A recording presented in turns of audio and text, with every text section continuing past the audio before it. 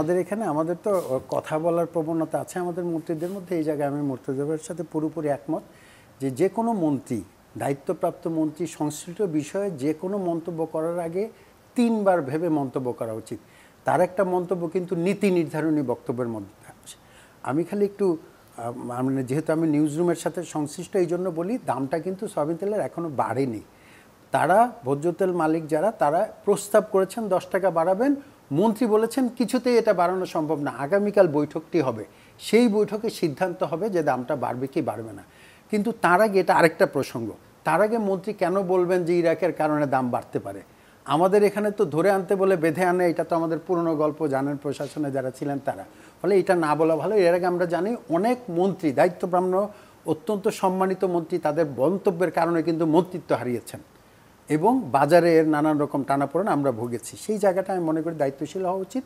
আরেকটা জায়গায় আমি বলতে চাই, এটা যেহেতু একটি চমৎকার প্রসঙ্গ আপনি এনেছেন, এর আগে স্বাধীনতার প্রসঙ্গে যেটা বলছিলাম, দেখেন মানে মন্ত্রী কি করছেন, ব্যবসায়ী কি করছেন, প্রধানমন্ত্রী কি করছেন, আইন বিভাগ কি করছেন, সব কিন্তু আমরা গণমাধ্যমে ওপেন বলতে পারতেছি, বলতেছি যে আমরা কিন্তু চাপার মধ্যে আছি, পুরো কথা বলতে পারতেছি না।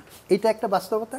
আরেকটা বাস্তবতা হচ্ছে এই যে আটলান্টিক কাউন্সিল যারা আমাদেরকে নানান রকম সূচক দিচ্ছেন, এরাই কিন্তু মানবাধিকারের বড় বড় বক্তৃতা করেন, তারাই চুপ থাকেন যখন 38 থেকে 35 হাজার ফিলিস্তিনিকে নির্বিচারে হত্যা করা হলো।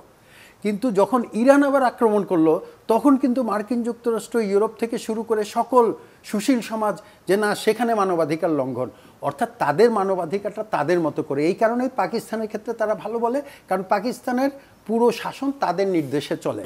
আমাদের এখানে নির্দেশ চালানোর চেষ্টা করেছে, ওই যেটা আগে বলছিলাম, সংসদীয় গণতন্ত্রকে কার্যকর করার জন্য বিরোধী দলের ভূমিকা দরকার, নির্বাচনে আনার জন্য বিএনপি সহ তাদের সহযোগিতার পিটার হাস তো বহু দৌড়াদৌড়ি করেছেন। শেষ পর্যন্ত পিটার হাসের বক্তব্যে তারা আশ্বস্ত হয়ে আসতে পারেন নাই, তাদের হিসাব নিকাশ বিবেচনা করে। অর্থাৎ তারা যেখানে ফেল করেন, তারা গণতন্ত্র কিন্তু প্রতিষ্ঠা করেছেন ইরাকে, তারা গণতন্ত্র প্রতিষ্ঠা করেছেন আফগানিস্তানে, তাদের মতো গণতন্ত্র লিবিয়াতে দিয়েছেন, দিয়ে আজকে দেশগুলোর কী অবস্থা দেখেন। সেই রকম গণতন্ত্রের বক্তব্য কিন্তু মার্কিন যুক্তরাষ্ট্র মাঝে মধ্যে দেন।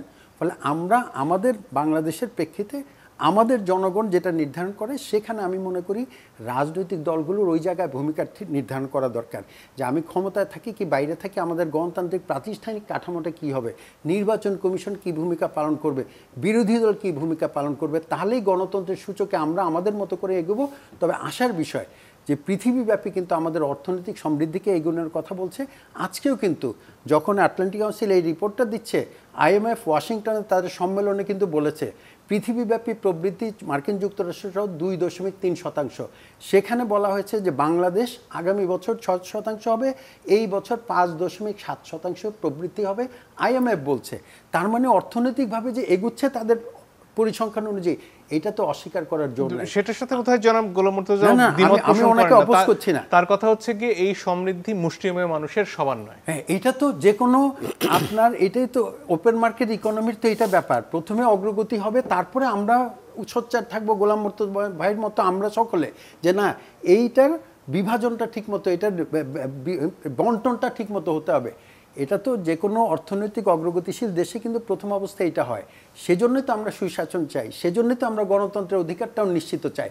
কিন্তু সবগুলো একসাথে হচ্ছে না বলে আমরা সবটা টেনে ধরে বসে থাকবো, অথবা আমরা চাই যে আপাতত কোনো অর্থনৈতিক অগ্রগতির দরকার নেই, আমরা আগে গণতন্ত্র নির্বাচন ঠিক করি, তারপর আমরা খেয়ে পরে বেঁচে থাকবো। তাহলে তো আমাদের পেছন দিকে যেতে হবে, কারণ আমরা তো সামরিক শাসন, আধার সামরিক শাসন নিয়ন্ত্রিত গণতন্ত্রের থেকে একটা গণতন্ত্রের পথে 91 সালে যাত্রা শুরু করেছি, কিন্তু রাজনৈতিক নেতৃবৃন্দ ওই জায়গায় ঐক্যমত পৌঁছতে পারে নাই যে এটাকে কীভাবে স্থায়ীভাবে সামনের দিকে এগিয়ে নিয়ে যাওয়া হবে।